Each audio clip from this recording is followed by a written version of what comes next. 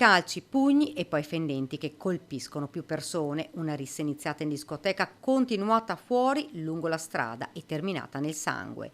In queste immagini riprese dal telefonino di una ragazza, i momenti in cui gli amici della vittima, Lorenzo Cristel, ventenne di Trebaseleghe, ucciso a coltellate, si scontrano con i due giovani marocchini Badr Rouaji e Tabennani, accusati di concorso in omicidio volontario, tentato omicidio e lesioni personali aggravate.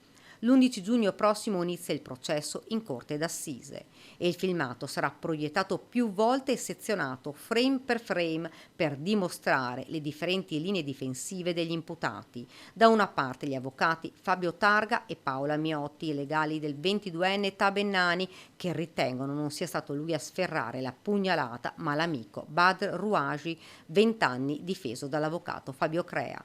Tesi ovviamente opposte, quelle dei legali. Teste a favore di Bennani, Paolo Mazzoccato, un regista che ha visionato il video e cercherà di dimostrare che il coltello non era in mano al 22enne.